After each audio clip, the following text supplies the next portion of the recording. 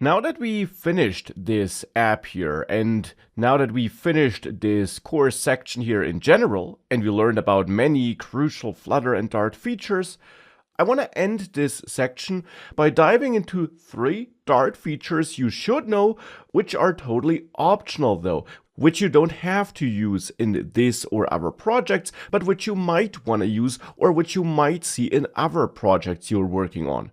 And also features we will use from time to time throughout the rest of this course, which is why you should know about them. And I want to start here in the quiz Dart file. There we have this quiz state class, which is this state class for the quiz widget. And you learned that stateful widgets are basically split across these 2 classes. Now the quiz state class here is actually called underscore quiz state. And I mentioned earlier in this section that this leading underscore is a Dart specific thing in the end. By adding an underscore in front of a class name, you tell Dart that this class is meant to be private and should basically only be usable inside of this file. But if another file would import QuizDart, it would not be able to access this quiz state class. And the reason for that is that this quiz state class really belongs to this quiz class and should therefore not be used outside of this file in any other context. The quiz class then also does not have that leading underscore because it indeed is not private but publicly available. Now that is not a new concept, of course, I mentioned it before, but it is a concept you should keep in mind.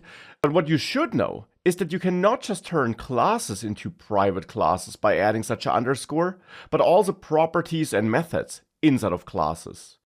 We could, for example, convert selected answers to a private property by adding a leading underscore. Of course, we have to do that in all the places where selected answers is used thereafter. Otherwise, we have an error that some identifier can't be found.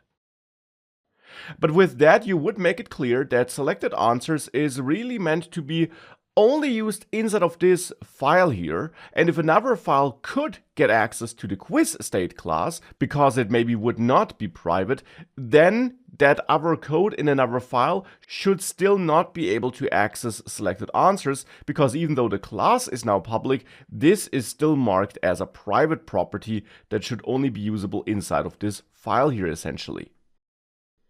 Now here I'll switch this back to a private class, and this is not something you have to do here, it's not important for this app we're building here, but you will sometimes see property names that start with leading underscores, and it is important to understand that this in the end means that these are private properties or private methods. You can add such an underscore there as well, and this simply means that those properties and methods are meant to be only used inside of the file where the class is defined. And if the class is the only thing defined in a file, then those properties and methods would essentially be private to that class and would not be usable anywhere else in your code in any other file. So that's what this syntax is all about. Another Dart feature, which is optional but which you should know about, are getters. And I can show you a great example for a getter here in the results screen widget class. There we have this getSummaryData method, which in the end simply produces a list which it then returns. And this list which it produces is based on this chosen answers property in the end, that and this questions list which we defined in another file. Now defining this as a method like this is absolutely fine, but if you have methods like this, which take no input values, no parameters, and which in the end then just produce some data based on some other class properties, you could also use a getter instead by using an alternative Dart syntax. For that syntax, you would rename that method to sound more like a property, so that it would describe data that's inside of it. For example, summary data instead of get summary data. You would then remove those parentheses and instead add the get keyword in front of it. This is a special keyword in Dart which creates a getter. And a getter in the end is still a method. You still have your function body here. This code still executes, but you don't call summary data like a method. So you don't call summary data like this with parentheses thereafter, but instead you simply refer to it as a variable. So now here we would have some name duplication, and creating this extra final variable here would now simply be redundant. Instead, I can get rid of that line here, and I can now still access summary data like a property or like a variable that does not change, even though under the hood it's a method. But because of this get keyword, this in the end can be used like a property by accessing it like this, but internally it behaves like a method. So that's another Dart feature which you can use as an alternative to defining a method, and it's great for use cases like this where you have a method that in the end just transforms data that's stored in another property of the class. Another example for a method that could be converted to a getter can be found in the quiz question Dart file. There we have this getShuffledAnswers method, which in the end also is just such a getter. It takes another class property, answers, and then derives some data based on that property. So here we could also rename this to ShuffledAnswers to describe what's inside of it, remove the parentheses and add get in front of it, and now this could be used like a property, whilst internally, by Dart, it would still be executed as a method.